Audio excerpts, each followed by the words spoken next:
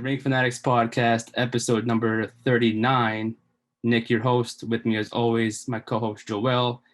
As always, continue to support us, subscribe to us on YouTube, follow us on Spotify, Instagram, Twitter, and anywhere else we can be found. Today's episode, we're not alone. We're joined here to do this special Hell in a Cell prediction episode. He is one of the hosts of the Turnbuckle Tavern Podcast. Please welcome the TheOGFigKid. Mike, what's going on, man? Thomas. No worries. How's it going? Thanks for having me. No problem, man. No problem. Thanks for coming on again. Really appreciate you coming on. My pleasure, It's been man. a minute since we had a guest join us, and we're glad to have you on. Yep. So as this works, I have the card with me here. I'm going to run down this very short card, but again, Friday Night Smackdown hasn't happened yet, so we may get more matches coming Smackdown. So as of right now, as we're recording this, there's only 6 matches on the card. It might be really quick this episode, who knows? But let's get right into it. The very first match of the night was announced this past Monday night on Raw. They've been feuding for quite some weeks now. Alexa Bliss versus Shayna Basler. Tom, we'll start with you since you're the guest. What were your thoughts on this feud going on so far? I know it's been kind of short as it has recent weeks. Kind of confusing. The doll scaring Shayna Basler. Just what are your thoughts on this whole feud in general? I'm glad to see Alexa wrestling again. It's been too long since she's been in the ring, so I'm happy about that. It's the storyline. It is what it is. It's I look forward to the match. I think they're gonna have Alexa Bliss win, which I'm fine with because I'm a huge Alexa Bliss fan. I don't necessarily love this storyline and this whole thing with her right now, but just what they're doing with her, I can't see them not putting her over, and it's a shame because Shayna Baszler is such a beast. They're not booking her right, but. Maybe it'll shock us and I'll let her win and start a build for her, but we'll see. I'm picking Alexa Bliss. What about you, Joel? What are your thoughts on this feud? Love it? Hate it? Is this your hot take? Is this your hot take for the night? No. I'm iffy on this whole storyline that's going on. I do think I agree with Thomas about Alexa winning. We haven't seen her wrestle in a while, so this is a new change of pace for her. I feel like Shayna hasn't been doing a lot lately. Feel like she hasn't done a lot since she came up from NXT, losing at Mania and then putting the tag belts on her and then them just figuring it out. But hopefully after this, it picks up for her. I'm hoping, but we never know. I'm low-key going with Basler for this. Yeah? I'm kind of going with Basler. I think this might, because we also seen from Alexa Bliss, she had an interaction with Nia Jax this past Monday night on Raw. It seemed like she can, WWE loves ending some matches with disqualification or distraction. So I feel like it might be kind of like Reginald might come through or Nia Jax may come out and cause a distraction for Shayna Baszler to win. Maybe that's their ideal plan with, this new Alexa Bliss. They all hate the doll. I think Lily is her name. So I think they're trying to do something distracted with that. So I'm going Basler with this. This is different for Alexa Bliss. We haven't seen the Fiend in a while, so it kind of is a little odd. She hasn't brought up him in a while. I'm going with Basler. I think this is her time to get a win. She's been taking the pin here and there with the tag team division. So she's literally taking every single loss for the team. Yeah. This is weird. And you can't let Nia get pinned. You crazy? That's a sin. For them it is. For them crazy? It is. Yeah. So do you guys think that there's gonna be some sort, I don't know, this is just me thinking this too, but do you guys think that there's could be a sort of debut of a human version of Lily? Do you think that will eventually come up in a future storyline, in a future event? Possibly down the road. I don't think it's happening yet. Look at Sister Abigail. We really never saw her, and how long has that been? So, with them, they're gonna put all the power in the doll, and there's no words for the doll. I guess it's gonna be kind of her urn, like how Undertaker had the urn. She's gonna carry around the doll, I guess. I do see it maybe down the road. I don't know if they'll do it just yet. I feel like it's still early. They're still trying to introduce the doll. Lily Yeah. doll. Yeah. So, Yeah. but I do think it might happen down the road. I mean, they finally got around to the Sister Abigail thing. I was going And to say too. then- They did bring that up a little bit. Yeah, Alexa Bliss but- was sort of the Sister Abigail in that one match she had with Braun. Oh yes, yeah. And then all of a sudden, Bray was also Sister Abigail at one point. Yeah, he was Yeah. supposed to fight Finn Balor, and then he got sick, and that was scrapped. But, Yeah, that was a thing. That's crazy that was a thing with him with a sheet over his head. yeah. Yeah. WWE, gotta love it. Yeah. Yeah, I mean, that's what I was thinking. Like maybe there would be like this will lead to like a tag team match in the future. I mean, it's probably gonna be like a repetitive match anyways because they love repeating matches. But I think it could be like a Lily versus Alexa Bliss versus Nia and Shayna. In a way, maybe that's gonna amp up the tag division a little more. Yeah, that's what we got the fantasy book here, Joel. So that's what I was thinking. No, I feel you. Yeah, because that tag division needs help. It needs help. It needs help. A lot of help. I mean, every tag division in WWE right now, I think NXT is the only one that's set. Yeah. With their tag teams, everybody else needs to. I mean, they just love to create tag teams, as we've talked about, and we know. Yeah. Like putting people together, as we saw Shayna and Nia, Ziggler and Rude. They just like to put people together. Sometimes it works, sometimes it doesn't. Mandy Rose and Dana Brooke. They just sometimes it works though. Sometimes these tag teams work. Yeah. I mean, but my favorite thing on Raw right now is RK Bro. Like that's so entertaining. Yeah. Like that's the best thing on Raw by far, in my opinion. Yeah. And I feel like they're finally gonna make Riddle get more serious and pushing him to be a main event star because he's got it. I feel like he's really got it. So. Yes, I mean that's also. I mean they didn't win the number one contender match, but. Yeah, I mean, I love them too. They love putting tags together. I think that would be a creative team, in my opinion, to put together. But they could do something with this Lily doll. Maybe they'll call up somebody from NXT that no one really has really seen because they don't really care about NXT either. Like they could just call someone up and change their name and then act like we don't know them in a while. So like maybe they'll just do somebody that we like, as like a human version of Lily to be in the tag team division. You never know. Yeah, you never know. Since we're on that topic, because I don't know, and I know it's not like actually confirmed yet, but I know the Viking Raiders have won the tag team number one contenders match to face AJ Styles and Omos. If this match happens, because as I spoke to Tom before we started, WWE and Joel knows too. I said this to you as well. They have to add matches like the day of. Oh yeah. And just add it in there as if we didn't know it was going to happen. Just hey, on the pre-show, this is going to happen. Yeah, if this match happens, because I feel like this could be the match that they just randomly add in. If AJ Styles and Omos defend their tag team titles against the Viking Raiders, do you see them retaining it? Do you see them losing the titles to the Viking Raiders at all? I think they're going to keep it on AJ and Omos for now because they're still building him up, and he can't go on a singles run yet. He just isn't super smooth in the ring. So I think AJ is working with him. I don't see them. I think they're going to let them have a little lengthy run with it for a bit, which is a shame because the Viking Raiders is so good, and I'd love to see them get another shot now that they're back and healthy. Yeah. So I mean, maybe like this will lead to in the future we can AJ and Omos versus RK Bro. I know they waited to like maybe this could be the filler match into that storyline with when Randy Orton and Riddle finally get that title opportunity, because I know when the fans come back, fans are gonna love it in person. That's the team that I know, and I'm excited to see. And wait, when does the fans come back? I think the middle of July. Mid-July, around that time, about a month from now. So I think it's the first. I think it's a SmackDown that's first. Yeah, I think it's the SmackDown before Money. It was like SmackDown and Money in the Bank. Money in the Bank. Then Raw. Yeah, so I think that might be the time where RK Bro gets their tag team title opportunity, especially with AJ and Omos. I don't know about you guys, but I personally love AJ and Omos together. I know people don't really like Omos, but I kind of dig them together. It's kind of like that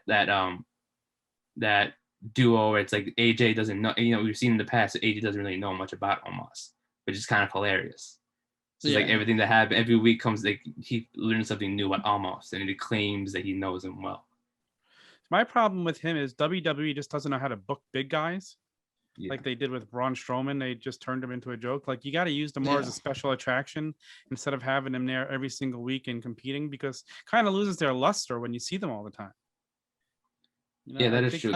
I definitely agree with that. I feel that the only person they've done good with that is the Brock Lesnar. Doing that with Brock Lesnar, having him show up sporadically and not having him booked on every show, but you talk about him, did so much for the character so that when he did show up, it was a big deal. Yeah. Now we just see everybody every week. But also, it's a 3-hour show you have to fill in. Yeah. True, but Braun Strowman, I thought he was better when he was with the Wyatt family, protecting him, only getting involved every so often. When they ruined Big Show. Big Show was a beast. They could have used him, right? You know, I'm going back because I watched Andre the Giant when he was in his prime. So I remember they just used him as an attraction, and it was entertaining. It was great. So sometimes with those type of guys, less is more. I mean, true. Like with Braun specifically, I remember hearing stuff. I think I mentioned this once before. How the reason why, I think his better years were when they especially split up the Wyatt family. Was when I think he had a singles run in 2016 and 2017. And I've heard different rumors, like the reason why they never gave him a championship around that time, because that was, in my opinion, his prime years. So the reason why they never gave him a title then was because it would have been like unrealistic for anybody to beat him in Vince's eyes. You know, It's a big guy who's dominating everybody. Who's going to take the title off of him? Like how they're booking Roman right now. Like who's going to take the title off of Roman? Yep. Same situation back then. Like who's going to take a title off of Braun Strowman, who's the biggest thing at that moment. So that makes sense, but they could have done it differently, in my opinion. How like they could have just had him win a title, then lose it in like a triple threat match or fatal 4-way, but he doesn't necessarily have to get pinned. You know what I mean? Yeah. Like, there's different ways to do it, like Money in the Bank cash in, something like that. But with Omos, I think they're still developing him, because I also heard rumors last year about like Vince wanting to develop big men a certain way, like shape them into a certain way. I think they had like Keith Lee go back to the performance center and training with somebody to work on his skills. And because he's not a typical big man. He doesn't have big man mannerisms, and they want him to have the big man mannerisms, but he's actually a great professional wrestler. You know what I mean? That's what made him so awesome. He was flipping off the ropes, and that's why he was great in NXT. And now they're trying to change it. And he's going to be so over when crowds come back if he's allowed to do his thing. He's not the typical big man, and that's what makes him different, and that's what people want to see. Exactly. Yeah, exactly.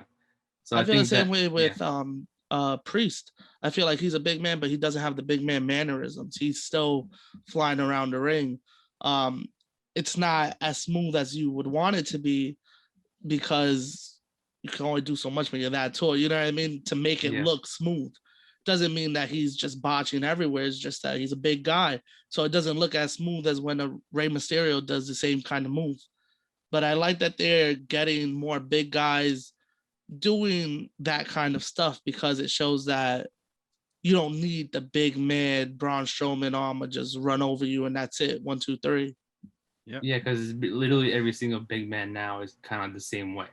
And like you said, Keith Lee and Damian Priest, the great things about them is that they're not like the typical big man. Now, Keith Lee can like jump over the top rope, and he's like 300 something pounds. Yeah. Name a big guy who could do that. The last big guy who could do that besides him. Undertaker? Okay, yeah, you got me there. Yeah, that is true. That is He's true, the only one I could think of that was that big that did it, though. And he was also 6 foot 9, which made it even better. Yeah. But he also still had the skill set of like a 6'10" big man. Yep. And he was walking on the top rope, and he was also doing that's what made him different too. But like with Keith Lee, no one expecting Keith Lee to jump over the top rope and doing things like a high flyer typically does. Yeah. So, and Damian Priest too. I mean, Damian Priest is like a mixed martial artist kind of type of guy, and he's like 6'7", I think. Yeah. So Keith Lee reminds me a lot of Bam Bam Bigelow. Like Bam Bam used to move around the ring a lot and do a lot of the backflips off the top rope, but was never really like appreciated.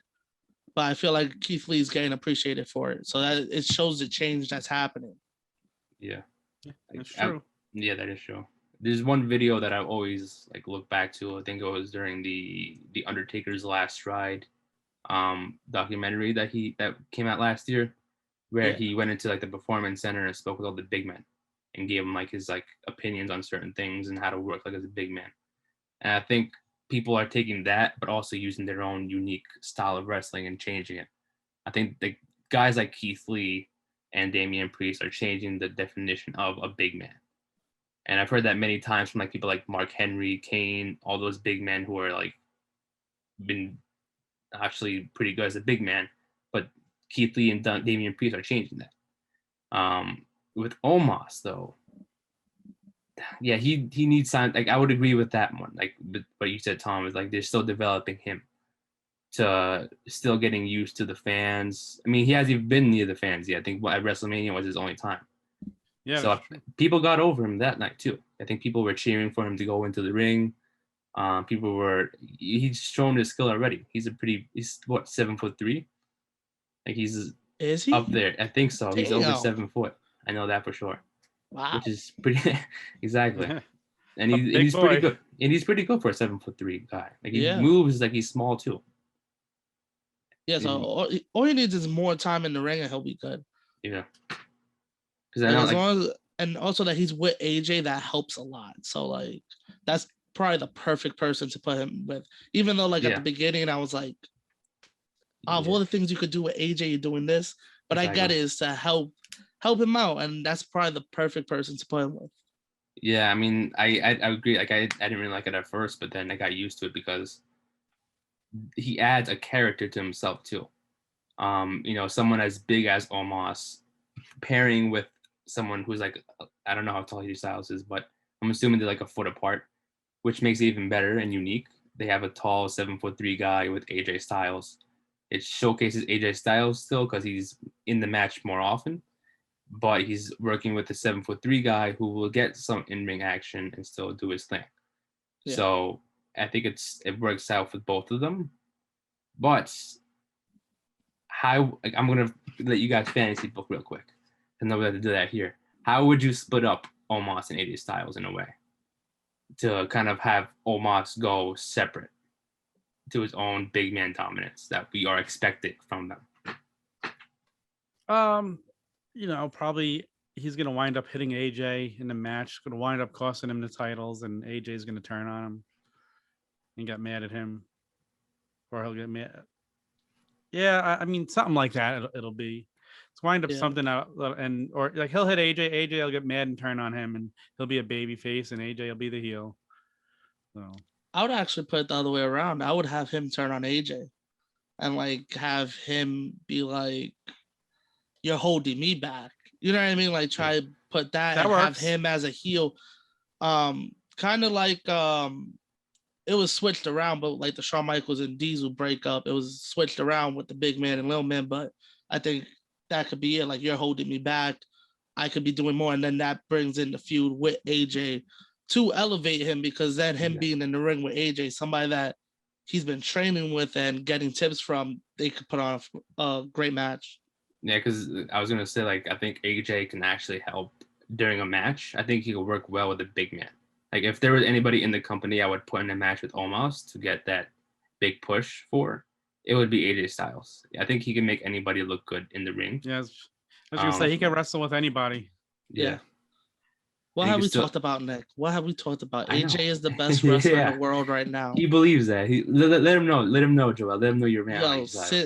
Since people could talk about Kenny Omega, Daniel Bryan, all these names being the best, Seth Rollins being the best in the world, AJ has been the best professional wrestler in the world, probably since his TNA days.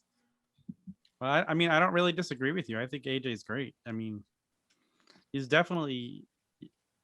He may be the best. I know, like, I think he is better than Kenny Omega. I like Omega, but AJ to me, he reminds me so much of Shawn Michaels. Yes, like, he's so good in the ring. He can make anybody look good.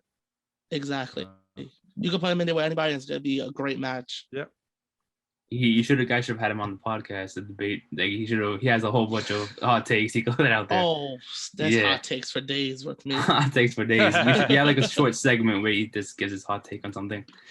But Yeah, I mean, yeah, I would definitely like I said, like I would trust in AJ Styles to be there with Omos in the match one-on-one. I think like I don't know how I'd book a 7-3 guy to go a singles run.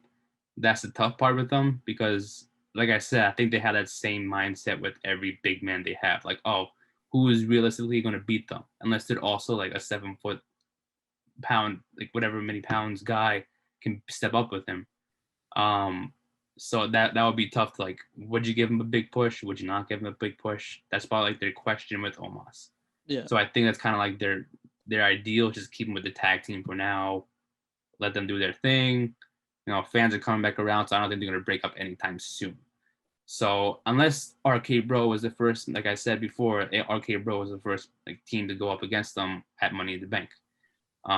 Maybe that'll be the only time they'll lose the titles, but I don't think they're splitting it completely yet till later on in the year. So you guys will have, if that match happens with AJ Styles and Omos versus the Viking Raiders, who do you guys got winning that match? Yeah, Omos and AJ.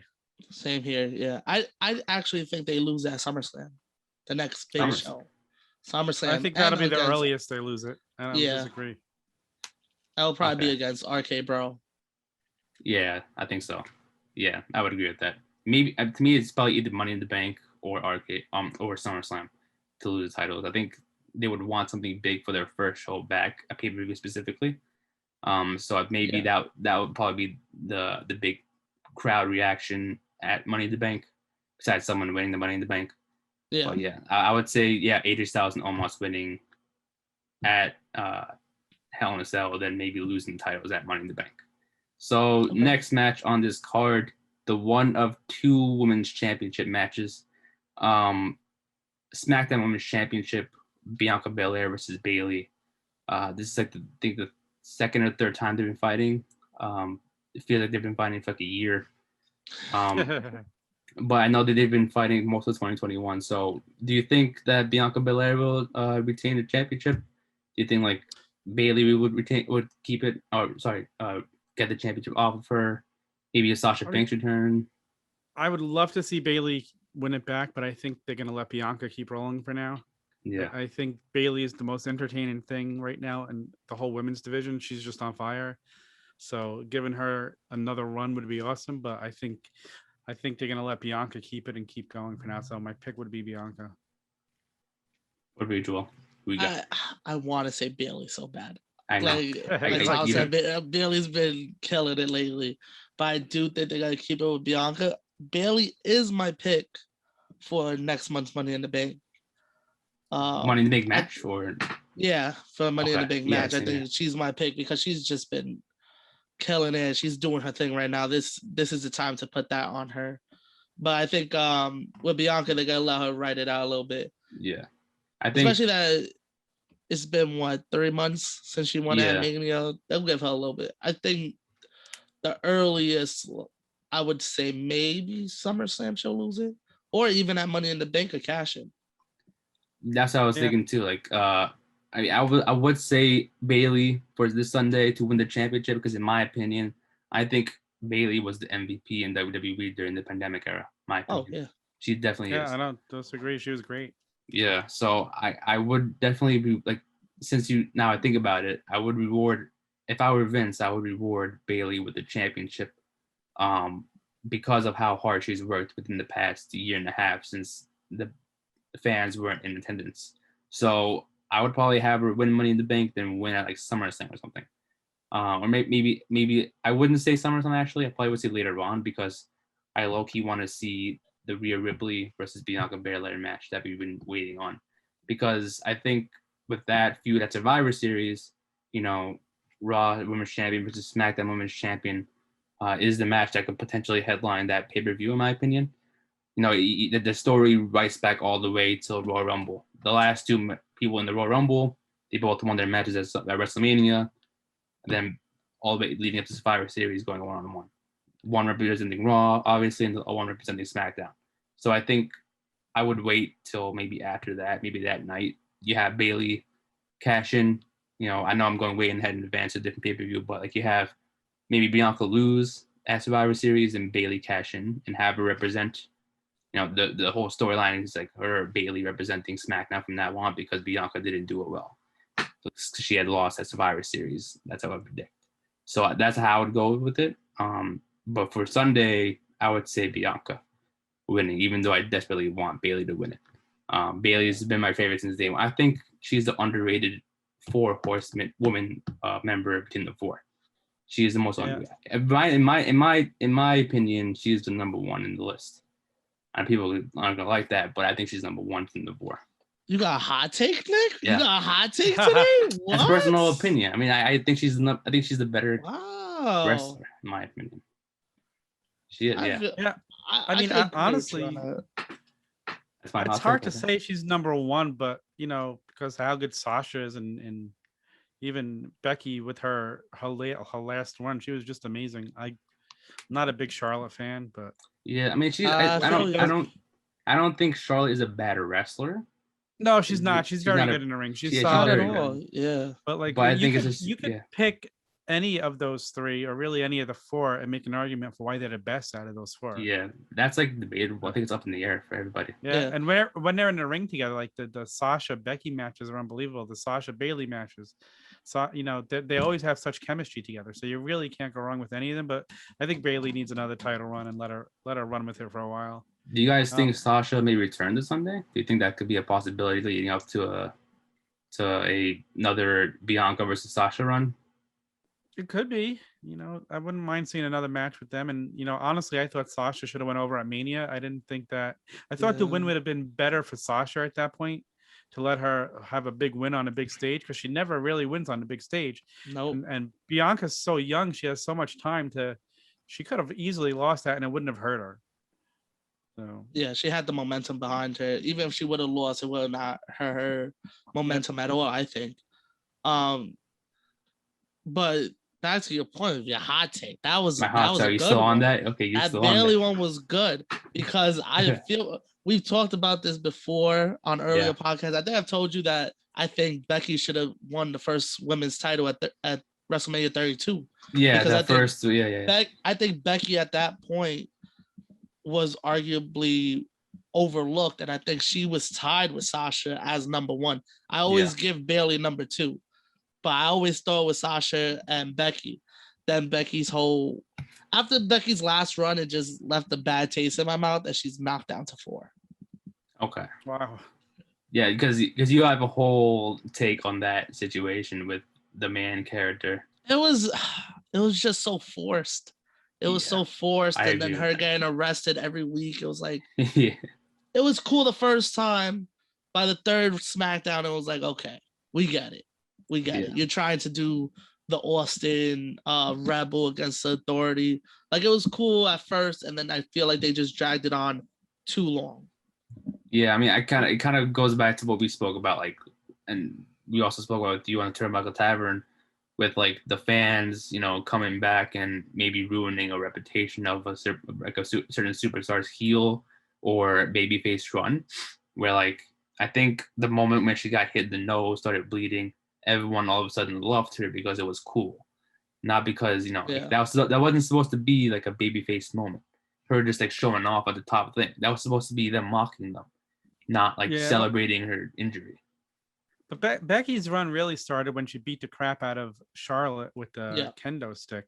And that's when, like, she was supposed to be doing a heel turn, but the fans just loved it because we're tired of Charlotte being shoved down our throat. So yeah, because Charlotte, wow, that's another one. Yeah.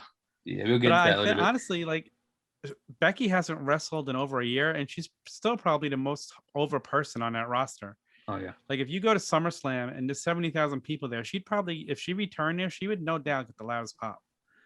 So, I mean, she's the most popular WWE superstar in probably the last 5 years. Yeah.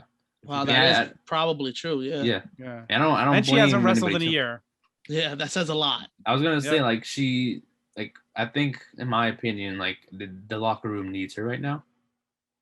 You know, like I think feel they're like, holding on to bring her back to their fans there, which I think is a smart move. Yeah. That is a smart move. I think she'll return at SummerSlam, maybe, depending on the situation. I think Sasha's being held too. I think Sasha's not coming back till fans come back. I think they want that reaction of either her attacking Bianca and getting now authentic reaction of her getting booed, or if she gets cheered. It depends.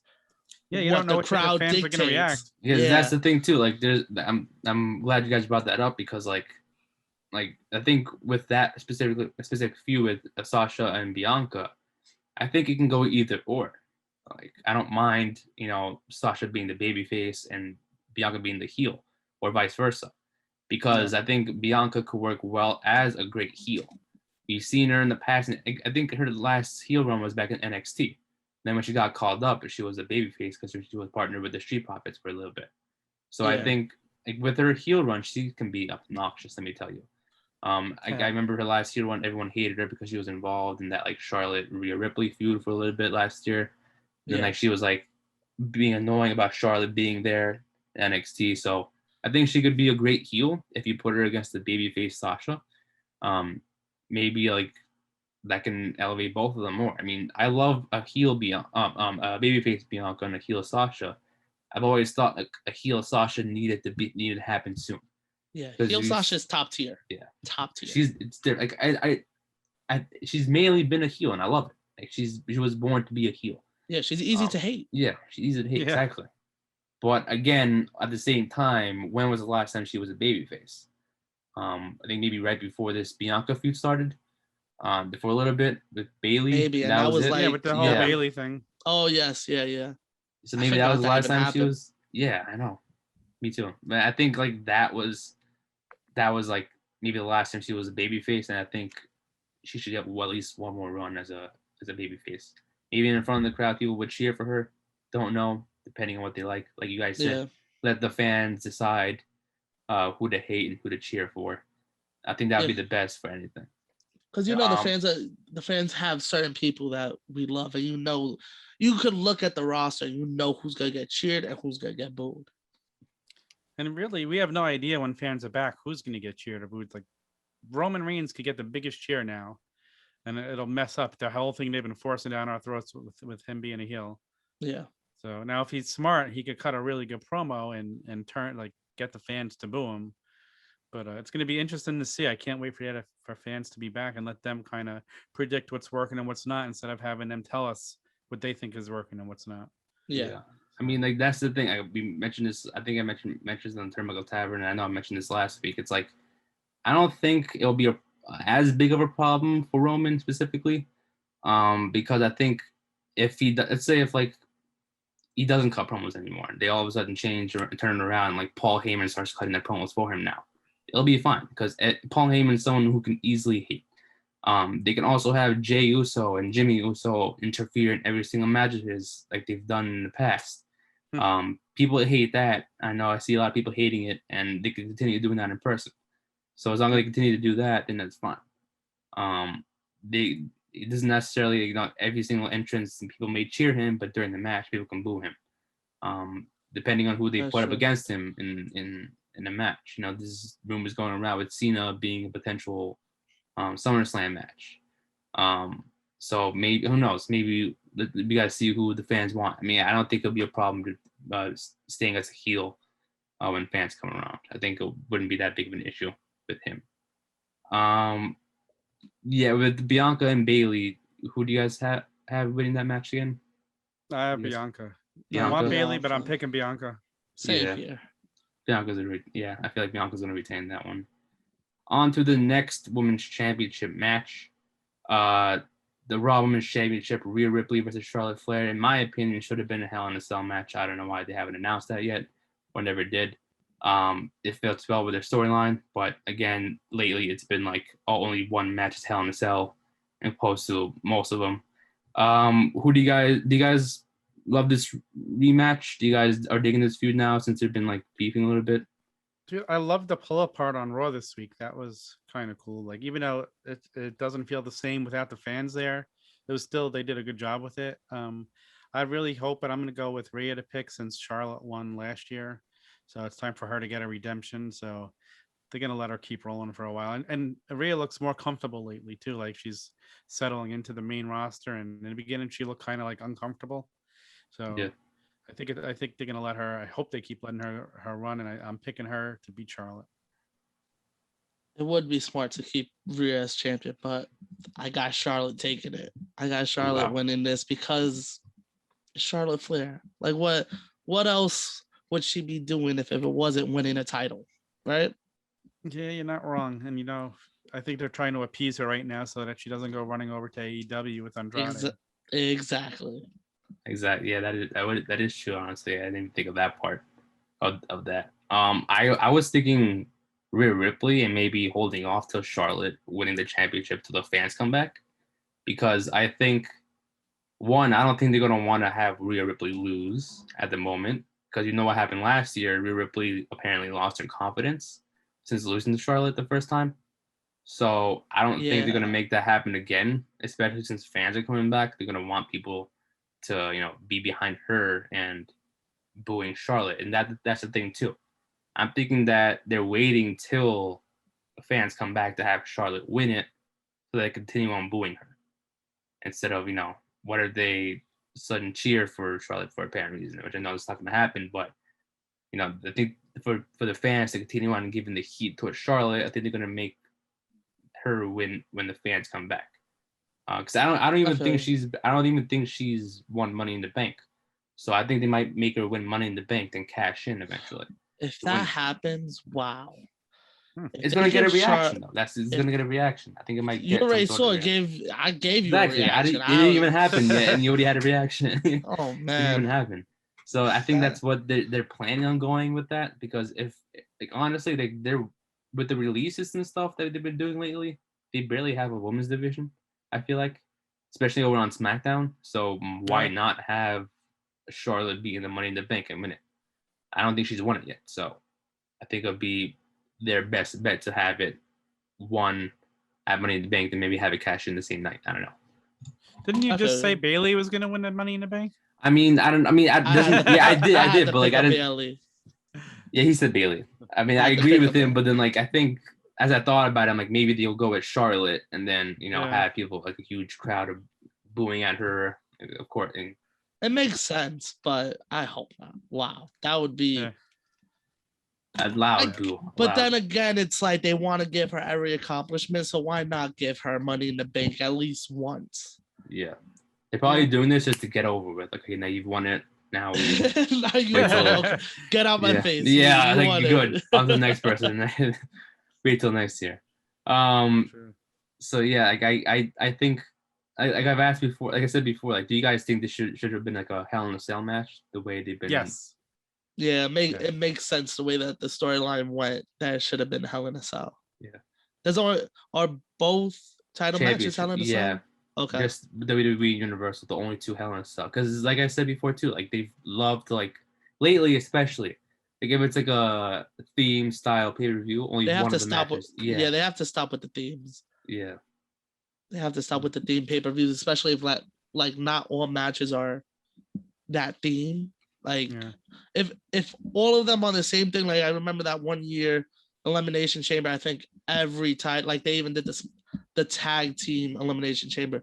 That made sense because they did every title in the Elimination Chamber. But if you're not doing, even if you did every title, I would understand, okay, Hell in a Cell. But since you're not doing that, it makes no sense. I agree. Yeah, I mean, I've heard today, especially apparently they're trying to bring back different style events now, coming back when fans come back. It was one of them apparently is Cyber Sunday they're bringing back, which I'm not mad about if it happens, because that's something that could really benefit, in especially today's wrestling, where fans can choose what they want to see, as long as it's not fixed. And the fans I've always thought it was fixed. I've always thought it was fixed. And the guy you mentioned that, because I've always thought that Cyber Sunday was always fixed. Because I feel like there were certain superstars that shouldn't have had matches and stuff like that. And I feel like nah, no way that could be true. They would fix it without letting you know. They would be of course. They would have Triple H in a storyline with, let's say, an Edge, or the last 3 months, and then they'll put Edge, Rey Mysterio, Chris Jericho, and a random other superstar. Who do you want to see Triple H fight? Well, the dude that he's been feuding with for the last 3 months, I want to see him fight. So it kind of did fix it in a way that it gave you an obvious choice to pick. True. Yeah, that is shit. Yeah, I agree with that. I mean, it's. I mean, like, I don't know. Maybe this year it'll be like more digitalized because I feel like technology wasn't, especially with phones and voting and stuff like that. It didn't really. I mean, it might go by tweets and stuff like that. Yeah, Or that's hashtags what I or was gonna say. something, Like, so it might be you based can't off of really social fix media. that as much. Yeah, True. because if you voted on Twitter, like, Or even a that's- poll, yeah. yeah, because Yeah. that's obviously not fixed. You know, that's you Yep. see what it's you see the votes right there. Yeah. So I think that would be a great pay-per-view to bring back, where we control what we want to see instead of like, oh, Hell in a Cell. Let's have one Hell in a Cell match. You want Vince to give up the control? For one night only, I think he would. Are you crazy? Yeah, he wouldn't do that shit. Wait, so what did you guys think about the old school SmackDown they just did recently? That one, it was cool. I liked it. It was okay. Anytime they do old school stuff, I love it, but that one was kind of lacking. Yeah, I feel the same way. They made it an old school, but also like not old And then school at they- the same time. Yeah, and then they made it kind of super old school, and I was like, SmackDown was only created in '99. Like, I thought yeah, the same thing. It was like 80s. They did try to make like an 80s. yeah, thing, I and it was like, not 80s. like I understand the old school rule. Like I used to like when they would put the barricade and the stage. That was cool. SmackDown, I feel like they like half-assed it. They were like, oh, let's just do a. They didn't even have the real fist there. Yeah, it was. Had the fist. It should have had the fist. I know. The only thing that was old school was the logo. That was it. Yeah. And then maybe the refs had the blue shirts on. Yeah, that's what I'm saying. Like it was '99. We already had the white and black. What are we doing? Yeah. What are we doing? I mean, no, because for a while, I think they had the blue shirts on for a while. I think wasn't it from the beginning? Oh yes, yeah. When yeah. I want to say like around like 03 to like 06 or something like that. Yeah. When they were heavy on the draft. Yeah. And then they kind of like just gave up on the draft and like 07, 08. They were like, you could show up on both shows. And they started calling it a super show. Yeah. A Raw super show, SmackDown super show. And then all of a sudden that just stopped and was like, oh, you're on Raw too? Cool, I guess. Right. Yeah, and then for a minute, they glad they brought it back, but it's still kind of like, oh, you still show up on SmackDown even though you're a Raw superstar. Yeah. It's weird. Remember that time they did the draft and then like 2 weeks later they made a rule that they were like, oh yeah, but I forgot what the wild card. Yeah, wow. Yeah. It was like anybody can show up. Yeah, you can have 2 or 3 superstars show up from another brand and says, what's the point of a draft? Never understood that. Rating shit, man. They're going down on ratings. You got to do something. It's hard to keep one superstar, one show, I guess. But yeah, for the Raw Women's Championship match, do you see? You said you saw Charlotte getting the title back. Charlotte's getting it. And then you said Tom Rhea. I said right? Rhea. Yeah, Rhea. Yeah, I say Rhea too. I think it's not the time to make her lose to Charlotte again. It's not the time for her to hopefully not lose her confidence again. But I don't think she did last year. I think she'll be just fine even though she does lose. But I say Rhea Ripley winning too. 2 matches left on the card. The first one between the last two is a WWE Championship match, Bobby Lashley versus Drew McIntyre, Hell in a Cell match. But if Drew McIntyre loses, he doesn't face Bobby Lashley again, one-on-one for the championship. Now, does that change your mind on who is going to win, or do you guys still think Bobby's going to retain it? Bobby is retaining 100%. If they didn't give Drew the payoff at WrestleMania with the fans there, they're not ready to give him the title now. Plus, he had the kiss of death by pinning Lashley on Raw. Whenever the champion gets pinned on Raw the week before the pay-per-view, they never go on and lose the belt at the pay-per-view. So there's no way I could see Lashley losing with the way they've booked it and what it looks. They're going to give McIntyre another run once there are fans back. Yeah, I think that's all they're waiting for at this point.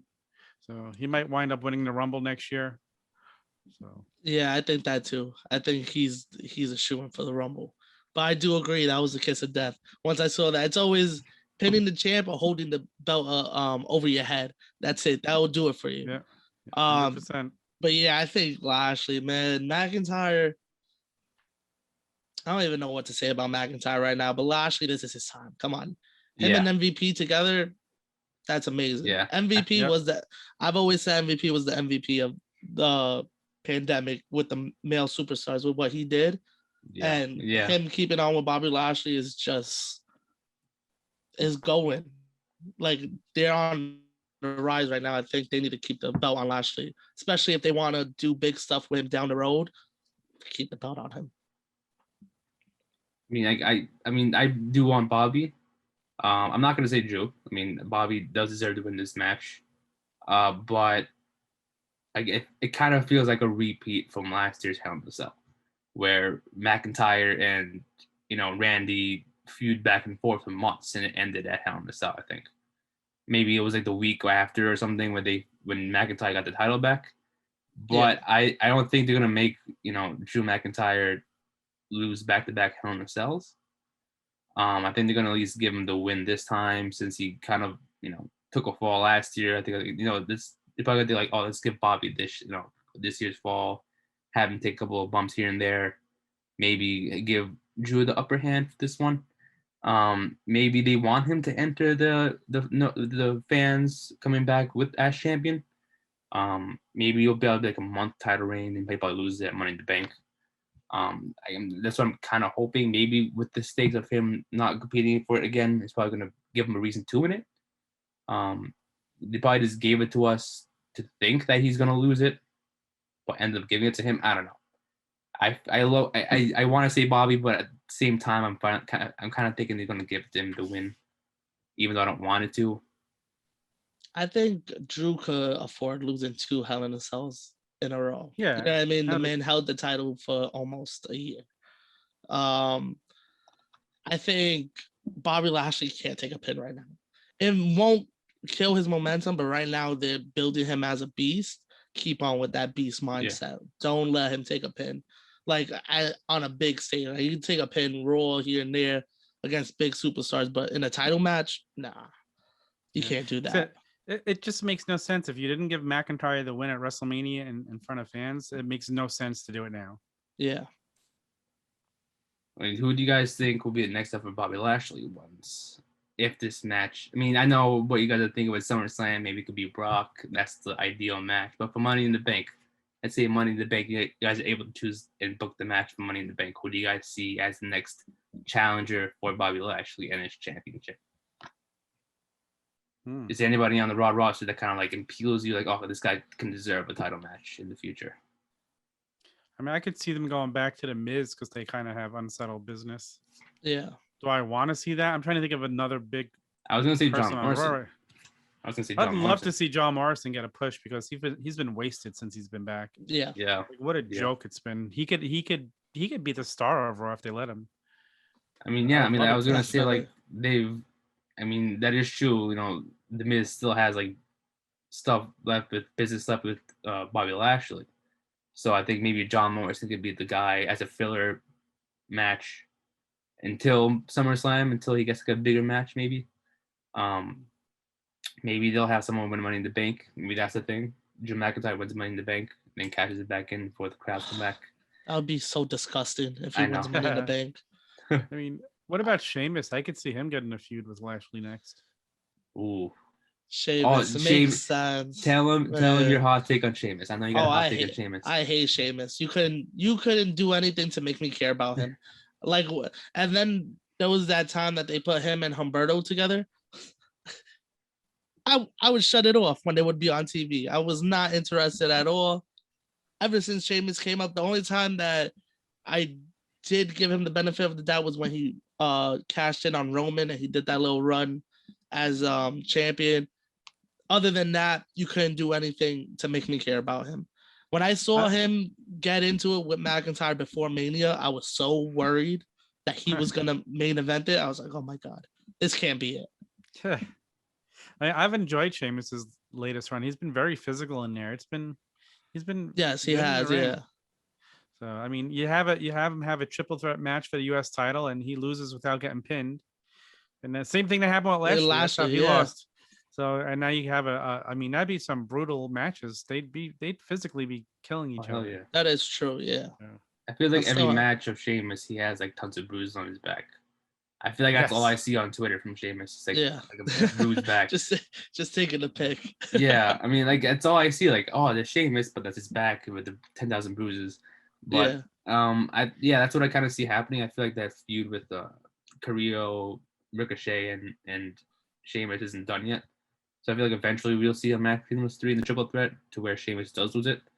I don't think it's going to happen on Sunday. It might be like a Monday Night Raw match because they barely have built it up well to be a pay-per-view match. Maybe that'll be the kickoff. Who knows? I don't know. But you never know. Yeah, you never know. So I think I wouldn't mind the Sheamus going after the title for Bobby Lashley. Yes, that would be a bad match. Yeah. I mean, there's so many people who you can like give a push that revolve around Bobby Lashley. We just named Miz, Morrison, Sheamus, McIntyre. It could probably be someone else who don't even think of. There's so many guys on there still who haven't gotten a shot yet, who makes sense to go into this. I always book, like, in my opinion, I always book like returns. I was thinking there's going to be a return happening. And I've always thought about seeing this, and I want it to happen. I want Keith Lee to return and join the Hurt Business. I want him to come back and cost McIntyre the match on Sunday, so that way they can start a feud with each other. So that way it's not bringing Drew McIntyre down to where, like, you know, Drew McIntyre's not, you know, champion, going for the championship anymore, and now he's just not doing anything. I think the match between those two, especially with the storyline they've had in the past, I think Drew McIntyre and Keith Lee had like some type of like back and forth once when Keith Lee got called up to the main roster. Yeah. So I wouldn't mind seeing them. It makes sense. Yeah, it makes sense. So I think maybe that was like his way of making Drew McIntyre lose. Maybe the problem with Keith Lee joining the Hurt Business is the fans don't want to boo him right now. They will not. Yeah. But you think they gotta boo Lashley? That's also true. Oh yeah. I think they'll boo Lashley. That was also somebody who we talked about last week, where like I don't think people are going to boo Lashley, and they might boo McIntyre more than Lashley. It could be. I don't know about Lashley. I think Lashley right now is he's hot right now. You know what I mean? I think people are appreciating him. I don't know, because you know now with fans, it's not about if you're heel or face. It's more if we appreciate you as a wrestler, we're gonna cheer for you. You know what I mean? Like I think Miz got a pop at Mania, and he's one of the biggest heels in the company. You know what I mean? But we appreciate him being such a good heel that we're gonna cheer for him. Yeah, it's true. So we don't know who people might cheer. So I wouldn't mind. I wouldn't mind that. I mean, like that's something that was someone who I've always wanted to be in the Hurt Business. Yeah, I've said this once before. I would prefer Keith Lee over Cedric and Shelton in the Hurt Business. Cedric and Shelton. What a fall from grace. I know. Even though I don't like about the big book now. It didn't even make sense to break them up. They shouldn't have even broken them up and made them leave the Hurt Business. And had them hold all the titles or something, at least for like a month. They did for like a week, I think, and then they just broke them up. Yeah. And that was make no sense. It didn't make any sense at all. No sense. maybe for Lashley's next match, they'll just pull something out their ass like they did on SmackDown.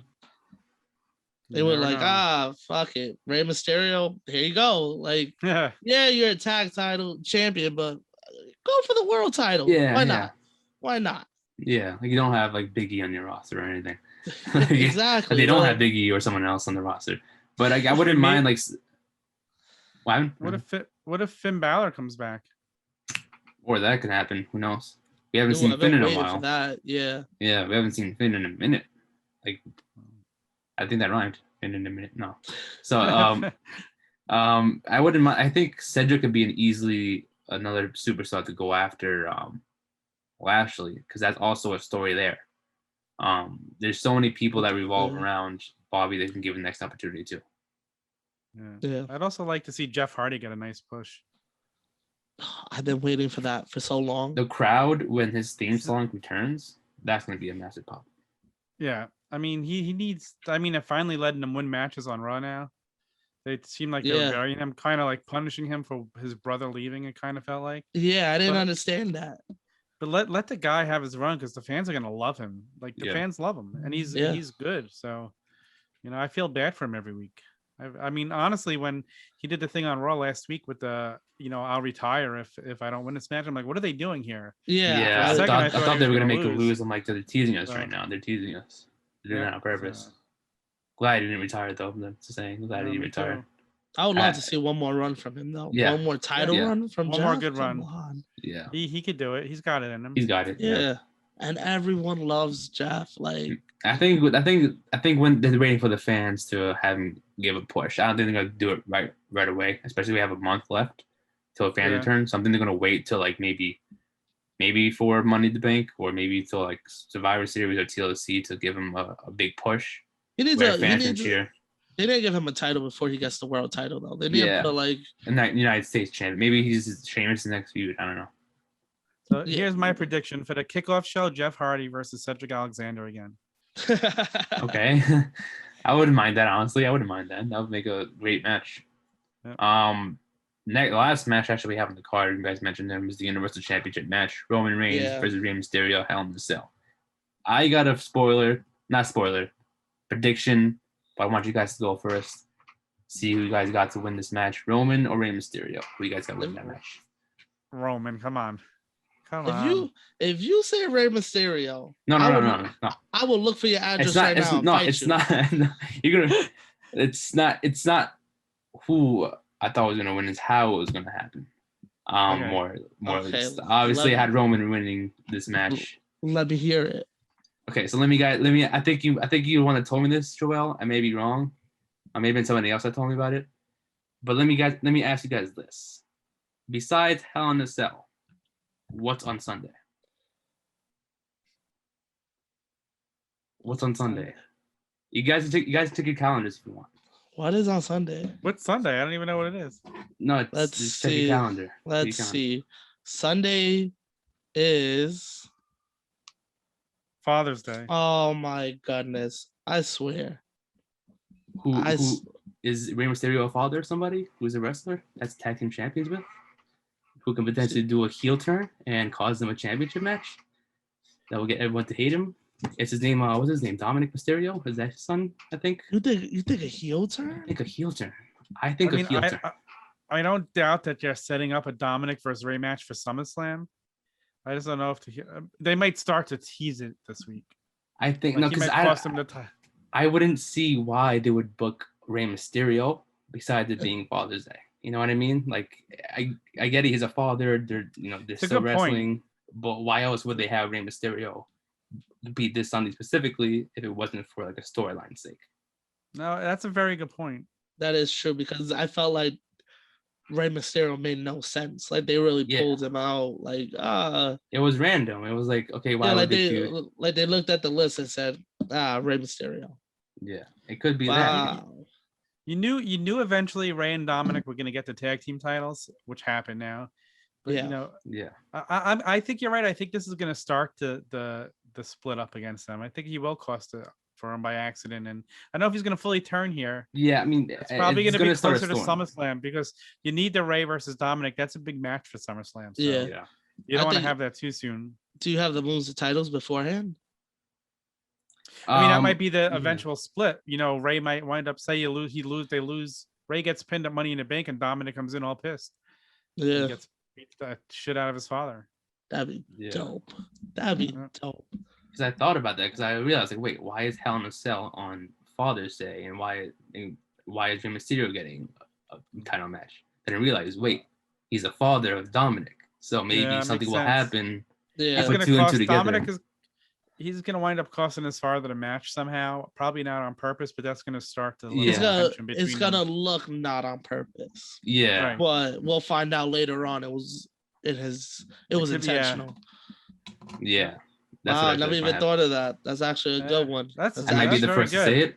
I may be the first to say it. You heard it here first if you're listening to this. I want to claim my spot with this storyline.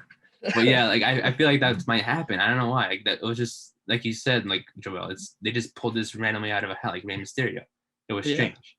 I thought that they were gonna get the Usos versus Dominic and Rey at Hell in a Cell over Roman versus Rey. But then, like I said, I realized Father's Day. Oh shit, could we see a heel turn or something? Yeah, like that could be like the you could have like Dominic say like, oh, that's your Father's Day gift. Like it would make for an awesome video package too. Like, maybe Father's Day maybe Dominic attacks him and Rey goes out for a month, so you can kind of build it up to SummerSlam then. Or let him go off TV for a while. Yeah, I just thought of this. Remember when Rey Mysterio got attacked that one night on SmackDown when I think it was Jimmy versus Dominic had a one-on-one match, but then Rey Mysterio, and then like all over social media, were like, oh, who attacked Rey? Who did this to Rey? Blah blah blah. Oh yeah. Maybe it was Dominic. Maybe he attacks him again on Sunday. And it's like, oh, I attacked you a couple of weeks ago too, if you were wondering. That was me that took you out. And they really booked that well. It makes sense. You're saying things that make sense. So, yeah, I think it's gonna happen. That makes too much sense. To happen? Yeah. When things make sense, WWE doesn't usually go with it. So yeah, that is true. That's the sad thing. Yeah. And they can always go with like that whole story, like recycle the whole storyline when the Guerreros broke up. That was like Chavo was he was jealous of Eddie getting all this shine that Eddie was getting a US title fight, getting all these single runs, and then made them lose to the Basham brothers. And so they could kind of recycle that storyline and have Dominic cost him on purpose and then be like, you think you're better than me? We won the titles together. You're not better than me. I could do better by myself, or all this stuff, and then lead up to SummerSlam one-on-one. Yeah. I can see that happening. That's I never even thought about that. That is a hot match for SummerSlam too. Yeah. I mean, no one thinking it's a big match happening, but I feel like it might happen. Yeah. Do you have a match last year at SummerSlam? Seth Rollins. Oh yes. Rollins match. No Horse Board. Yep. Yeah, that was the last time that was the first time he was at SummerSlam in what, 15 years? Yeah. That was the whole thing. We're signing what a guy. Ringside at a custody ladder match. Yeah. I love that match. Where the fuck was Vicky? What a match. Yeah. So that was actually the last match of the card. I guess we could wrap it up here. So you guys had Roman all winning against Roman. Yeah. We all agree on something. Yeah, I don't think it's a no-brainer right there. So I guess we could wrap it up there. That was literally the entire card, 6 matches only. Thank you, Tom, for coming on the show. I really appreciate you coming on. We had a great time talking with you. Yeah. Check out the Turnbuckle Tavern. We have Turnbuckle Debate on Mondays, the Turnbuckle Sessions, the new show on Wednesdays, my show, and then regular Turnbuckle Tavern on Thursdays. And follow me on Twitter and Instagram at TheOGFigKid.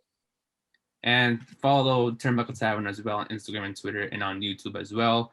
We'll leave the Turnbuckle Tavern's YouTube link in the description of this YouTube video so people can subscribe there. We're going to be expanding soon. It's going to be growing, so check it out. Nice. You go check it out, guys. Were you going to say something, Joel?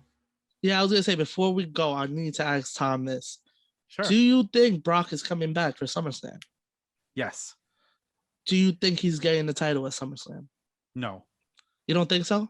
No. I think him and Cena will both be back. They got to fill a 70,000 seat arena. And with this card, they can't, with the talent, like there's just no big names on there that's going to sell 70,000 tickets. Yeah. They need both of them. That is true. They need both of them. Yeah. Me and Nick were talking about, I say they need Edge too. Edge needs to make his return for that card. Edge back. So many people want back. I just wanted to know about Brock and how you felt about it. Wait, are you a Brock guy? Were you a fan of Brock, or are you like iffy on him? Like a lot of people. I mean, I totally get what they were doing with him now. Like, I kind of in the beginning was frustrated with, he's only a part-timer, but it kind of made sense when you think about it, because he couldn't be there every week, or else he would have lost his luster, and they didn't have enough challenges for him, if you think about it. So it made more sense to do what they did with him. I wouldn't even mind seeing him come back and get another run with the belt, but right now I think Lashley it would do more for Lashley going over Brock than it would do for Brock going over him. Yeah, because I always felt with Brock it was more of like the Hogan. Like Hogan was always a star in the 80s, but there wasn't a weekly show that you saw him every week. And then when you saw him on Nitro, it kind of took down his presence, and I was like, see Hogan every week.